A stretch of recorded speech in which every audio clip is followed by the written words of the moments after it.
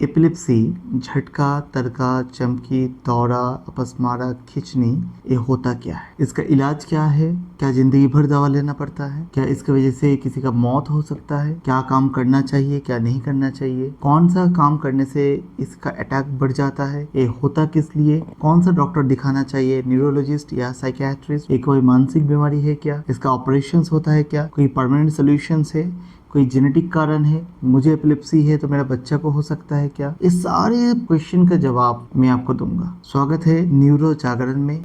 मैं doctor M Shamim, consultant neurologist, DM neurology from NIMHANS, Bangalore. Epilepsy एक brain का एक कुछ आम बीमारी में गिना जाता है, जो ब्रेन जब ऑटोमेटिक इलेक्ट्रिकल एक्टिविटी हो जाता है उसके वजह से होता है। मानिए कि मेरा ब्रेन मुझे बोला कि इस हाथ को इधर लेके जाओ, जाकर इसको पकड़ो, तो एक नॉर्मल फ्लो ब्रेन का इंस्ट्रक्शंस का, ऐसे जाकर ऐसे पकड़ना है। जब यही चीज़ ब्रेन ऑटोमेटिक करना शुरू कर देंगे तब ऐसा ऐसा होगा। इसे ही हम सीजर या फिर दौरा का रूप से पेशेंट में दिखते हैं। एक आसान एग्जाम्पल से आप समझ सकते हैं। मानिए कि आपके पास एक मोबाइल है, मोबाइल हैंग हो गया, उल्टा सीधा ऐप खुल रहा है, उल्टा सीधा काम कर रहा है मोबाइल, या फिर काम कर ही नहीं रहा है। तो ब्रेन भी जब ऑटोमेटिक काम करना शुरू कर देता है या फिर अचानक काम करना बंद कर देता है, उसे ही हम बोलते हैं सीजर अटैक, या फिर झटका आ जाना, या फिर चमकी आ जाना, टरका आ जाना। किसी इंसान को अगर बार बार सीजर अटैक आने का चांसेस है तो उसे हम बोलते हैं एपिलेप्सी से पीड़ित है, मृगी का रोग है। मृगी कोई जानलेवा बीमारी नहीं है। नॉर्मली मृगी का बहुत मेडिसिन, तरह तरह का मेडिसिन अभी अवेलेबल है। कुछ सिलेक्टेड केसेस में मृगी का ऑपरेशन भी हो सकता है।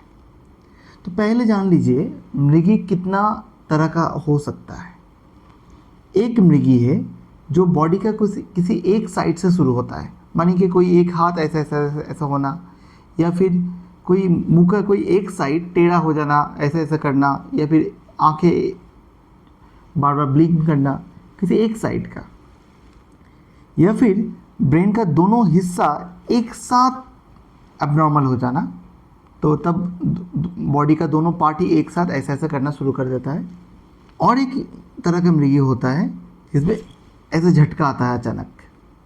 और एक तरह का मृगी है जिसमें लोग जिस काम कर रहा था, जो भी काम कर रहा था, अचानक वो बंद हो जाता है। ऐसा कुछ देर के लिए पॉज, उसके बाद पूरा ठीक हो जाना। तो पहले वाला जो मैं आपको बात बताया कि एक साइड में होना, इसको बोलता है फोकल सीजर। जब दोनों साइड में एक साथ होता है इसको बोलता है जनरलाइज्ड सीजर। जब पेशेंट पॉज हो जाता है ऐसा, इसको बोलते हैं एब्सेंट माइंडेड। आपको लग रहा है ना कि पेशेंट एब्सेंट माइंडेड हो गया है, तो इसको बोलते हैं एब्सेंट सीजर। और ये जो झटका दिखाया मैं आपको, ये झटका आने को बोलता है मायोक्लोनिक जर्क। इसका अलावा भी ब्रेन का जो भी फंक्शंस आपको पता है, मानिए कि सोचना, स्मेल लेना, देखना, समझना, ये जो अपना ब्रेन है, इनका बहुत सारा अलग अलग फंक्शन है। ब्रेन ऐसा होता है, ब्रेन का दोनों हिस्सा होता है, दोनों हिस्सा का अलग अलग बहुत तरह तरह का फंक्शंस है।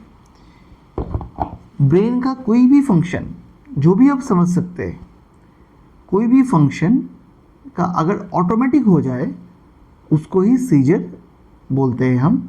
मतलब ये जो चार मोटा मोटा टाइप मैं आपको बताया, इसके अलावा कोई भी अलग अलग टाइप का फिट्स हो सकता है।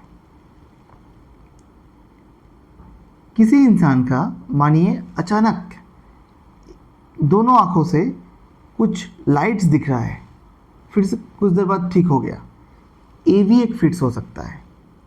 किसी इंसान को लग रहा है अचानक वो जिस जगह में है वो जगह अचानक अनजाना लग रहा है, पता नहीं चल रहा कहाँ है, फीलिंग लॉस्ट, ये भी एक एपिलेप्सी का सीजर का अटैक हो सकता है।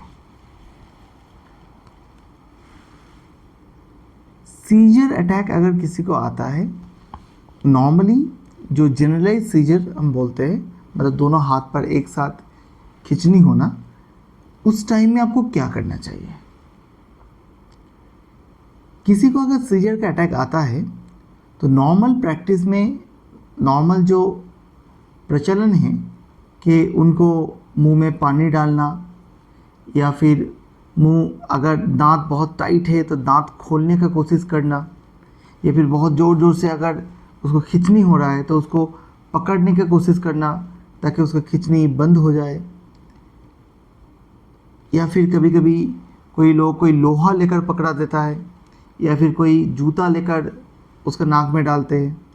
ये सारी चीज़ जो नॉर्मली लोग करते हैं, ये सब कुछ गलत है। हम ऐसे भी पेशेंट देखे हैं कि मुंह में उंगली डाल के दांत खोलने का कोशिश किया और पेशेंट ने उसका पापा का उंगली काट दिया। या फिर पेशेंट बहुत ज़ोर ज़ोर से ऐसे शिवरिंग कर रहा है, मम्मी ने उनको पकड़ने गए और मम्मी का हड्डी टूट गया।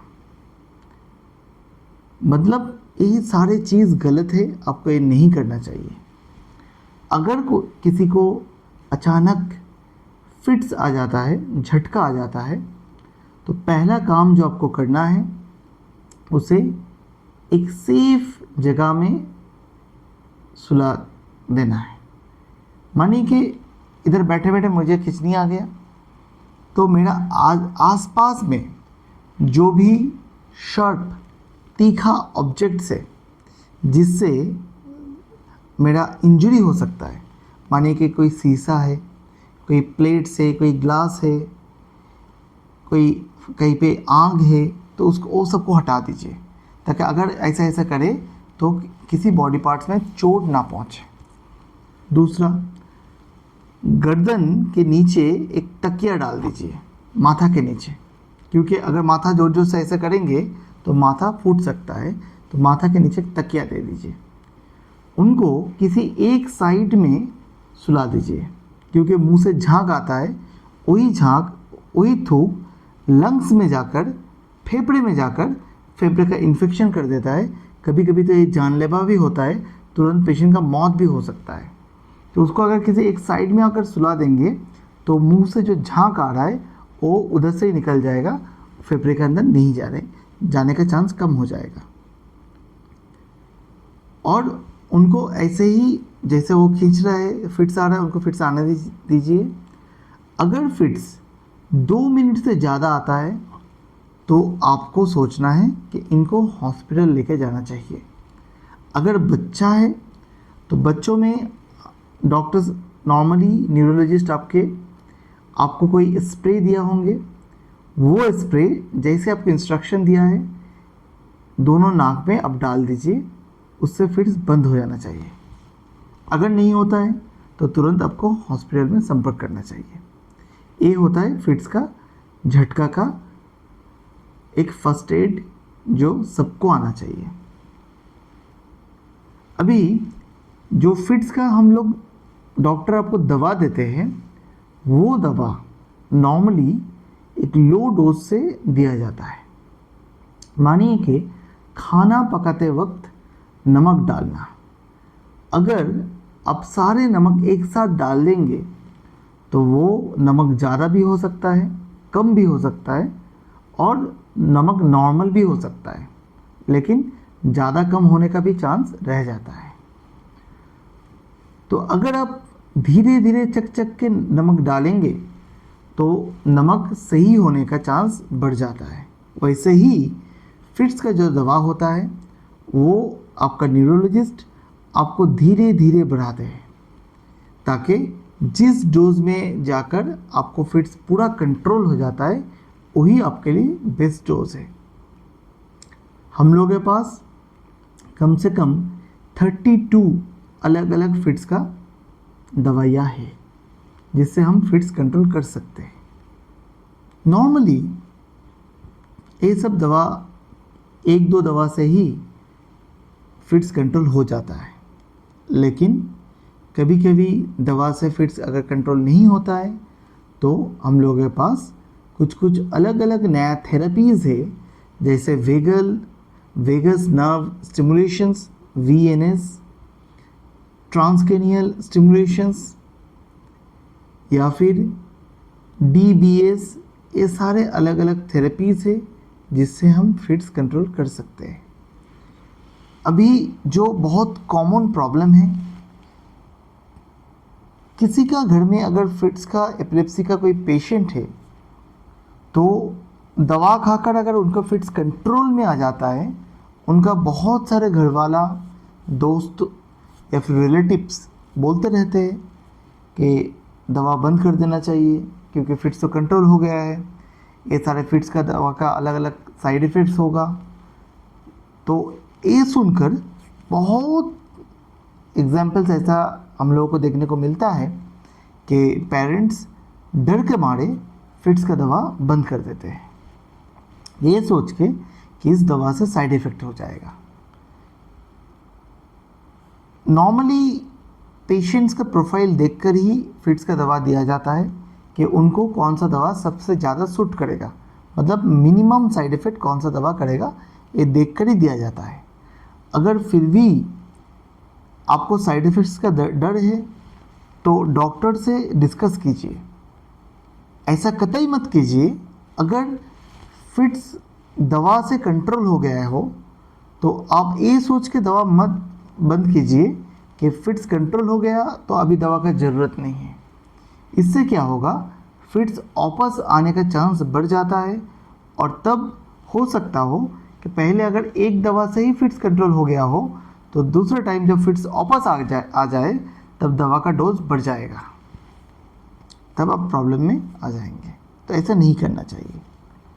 फिट्स का दवा लेना चाहिए या फिर फिट्स होने देना चाहिए, इसको लेकर आपको एक क्लियर आइडिया रहना चाहिए। मानिए कि इस घर में अचानक आग लग गया, तो कोई भी इंसान सोचेगा अगर आग लग गया तो आग को बुझाना चाहिए, तो पानी से बुझाएंगे। पानी डालने जाएंगे तो आपको डर लगेगा कि नहीं, घर के अंदर बहुत सारा सामान है, बहुत सारा डॉक्यूमेंट्स है, कंप्यूटर है, पानी डालेंगे तो वो सब खराब हो जाएगा, वो सब भीग जाएंगे तो प्रॉब्लम हो जाएगा। अभी आपको सोचना है आग जलने दिया जाए या फिर पानी डाल के बुझाया जाए, पानी से जो डैमेज होगा वो हम झेल लेंगे। आम इंसान क्या करेंगे, आग बुझाने की कोशिश करेंगे। वैसा ही है, फिट्स इंसान का दिमाग के अंदर एक आग है ऐसे समझिए, तो उसको बुझाना ही चाहिए। बुझाने का जो मेडिसिन है उससे जो भी साइड इफ़ेक्ट होगा वो फिट्स होने देने का जो साइड इफ़ेक्ट्स है उसका जो प्रॉब्लम है उससे तो कमी है, इसलिए फिट्स का दवा लेना चाहिए। कितना दिन लेना चाहिए? अगर किसी को फिट्स का दवा से अच्छा फिट्स का कंट्रोल हो जाता है तो लगभग 90% पेशेंट्स में वो फिट्स का दवा हम 2 से 3 साल लगातार खिलाते हैं। 2 से 3 साल के अंदर अगर एक बार भी फिट्स ना आए और उस टाइम में उनका ब्रेन का जो EEG हम लोग करते हैं उस EEG में भी अगर कुछ प्रॉब्लम ना रहे और उनका MRI ब्रेन, मतलब ब्रेन का जो स्कैन है वो भी अगर सही रहे और कोई जेनेटिक प्रॉब्लम अगर ना रहे तो फिर हम धीरे धीरे फिट्स का दवा बंद कर सकते हैं। लेकिन कुछ कुछ मामलों में फिट्स का दवा ज़िंदगी भर खिलाना पड़ सकता है, जैसे कि जुवेनाइल मायोक्रोटिक एपिलेप्सी और कुछ कुछ जेनेटिक एपिलेप्सी जो फैमिलीज़ में होता है। और ब्रेन के अंदर अगर कोई दाग है, ब्रेन के अंदर अगर कोई परमानेंट डैमेज है, उसके वजह से अगर कोई एपिलेप्सी हो रहा है तो उनका मेडिसिन लंबे समय वक्त तक चल सकता है, कभी कभी ज़िंदगी भर भी चल सकता है। एपिलेप्सी का दवा अगर कोई सही से लेता है तो उनको नॉर्मली एपिलेप्सी का अटैक नहीं आता है, लेकिन 2 साल जब आप दवा ले रहे हो उस टाइम में आपको कुछ कुछ काम नहीं करना चाहिए।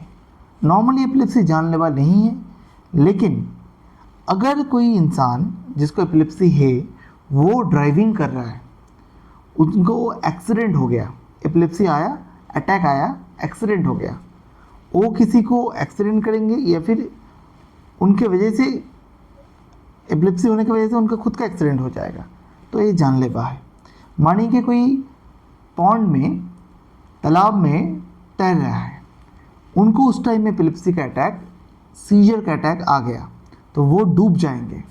तो ऐसा हर कोई काम जो करते वक्त अगर आपका होश खो जाए, एपिलेप्सी का, सीजर का अटैक आ जाए, तो आपको खुद का या फिर आपका सराउंडिंग्स, आजू बाजू का लोगों को अगर तकलीफ़ पहुंच सकता है, तो ऐसा हर कोई काम आपको नहीं करना चाहिए। कम से कम 2 साल अगर लगातार आपको फिट्स नहीं आता है, उसके बाद डॉक्टर के साथ सलाह करके आप वो काम कर सकते हैं। एपिलेप्सी एक ट्रीटेबल, कुछ टाइम में क्यूरेबल, टोटली ठीक होने वाला ऐसा बीमारी है जिसको लेकर आपको डरने का कोई ज़रूरत नहीं है। दवा सही टाइम से लीजिए, सही डोज पे लीजिए, तो फिर आपका एपिलेप्सी का अटैक पूरा कंट्रोल में आ सकता है। बच्चों का एपिलेप्सी के लिए एक चीज़ आपको याद रखना है, बड़ों का एपिलेप्सी और बच्चों का एपिलेप्सी में अंतर ये है कि बच्चों का वेट, वज़न बढ़ता रहता है, कभी कभी घटता भी है, लेकिन नॉर्मली बढ़ता है। तो जो डोज, मानिए कि 500 mg का एक मेडिसिन आप आज अभी ले रहे हैं, अगर आपका वज़न, बच्चे का वज़न बढ़ के 10 kg बढ़ गया, तो वो 500 mg उसका वज़न के लिए कम पड़ जाएगा। मानिए कि 1 कप पानी, 1 चम्मच शक्कर मीठा हो जाएगा। 1 बोल पानी, 1 बाल्टी पानी, 1 चम्मच शक्कर, उसमें कोई असर नहीं आएगा। वैसे ही अगर वज़न बढ़ जाता है तो एपिलेप्सी का मेडिसिन का भी डोज बढ़ाना पड़ सकता है। कभी अगर आपको डाइजेशन सही से नहीं होता है, तब भी आपका एपिलेप्सी का मेडिसिन काम नहीं करेगा, तब एपिलेप्सी का अटैक आ सकता है। क्योंकि इफ़ेक्ट चाहिए ब्रेन में, हम दवा खिलाते हैं मुंह से दवा खाने के बाद वो पेट में जाएगा, उसके बाद लीवर, उसके बाद ब्लड, उसके बाद वो ब्रेन में जाएगा। अगर डाइजेस्टिव सिस्टम में कोई प्रॉब्लम है, डाइजेशन में कोई प्रॉब्लम है, हजम में कोई प्रॉब्लम है, तो उस दिन का मेडिसिन का इफ़ेक्ट कम हो सकता है। तो आपको लूज मोशन अगर होता है, आपको अगर उल्टी होता है, तो आपको डॉक्टर के साथ सलाह करना चाहिए, ताकि आपका एपिलेप्सी का जो मेडिसिन है उसका डोज एडजस्ट कर दिया जाए। अगर आप एपिलेप्सी से पीड़ित हैं, तो कुछ कुछ काम आपको नहीं करना चाहिए जो करने से एपिलेप्सी का अटैक आ सकता है। जैसे कि नींद, लगभग 6 से 8 घंटा का रात का नींद बहुत ही ज़रूरी है। अगर आपको नींद सही से नहीं हो रहा है, तो आपको एपिलेप्सी का अटैक वापस आ सकता है। डैज़लिंग लाइट, डीजे में या फिर टीवी में कभी कभी जो जिगजैग डैज़लिंग लाइट आता है, बहुत ही तरह तरह का जो लाइट का फ्रीक्वेंसी आता है, वो लाइट से भी एपिलेप्सी का अटैक आ सकता है। तो डैज़लिंग लाइट, बहुत ही कलरफुल लाइट्स को अवॉइड करना चाहिए। अगर आप एपिलेप्सी पेशेंट है, तो आपका पॉकेट में एक टैग रहना चाहिए कि आपको एपिलेप्सी है और एपिलेप्सी का क्या क्या दवा चल रहा है।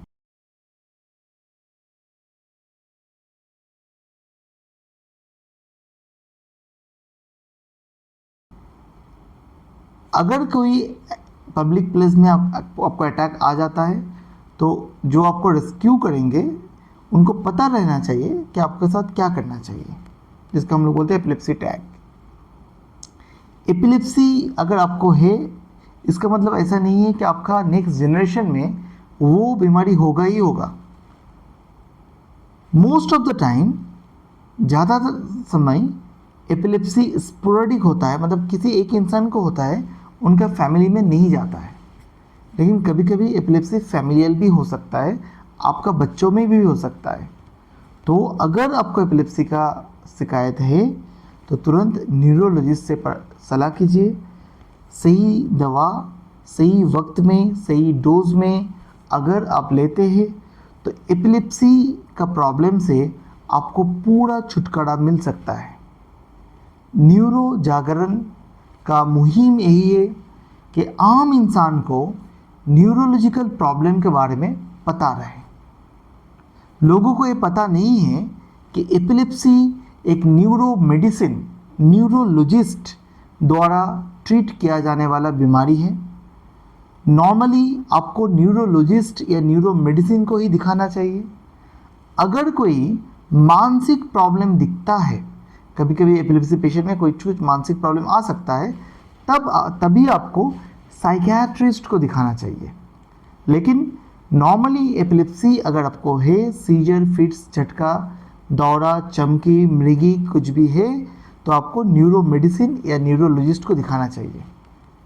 कुछ गिने चुने पेशेंट ही हम न्यूरो सर्जन को रेफ़र करते हैं ऑपरेशन के लिए।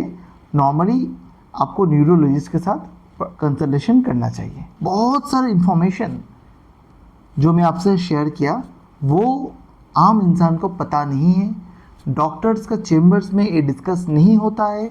अगर आप खुद एपिलेप्सी से अफेक्टेड नहीं है, पीड़ित नहीं है, आपका नोन कोई एपिलेप्सी से पीड़ित है, तो एक वीडियो उनसे शेयर कीजिए ताकि उनको पता रहे, न्यूरो जागरण का मुहिम आम जनता को पता रहे एपिलेप्सी क्या है।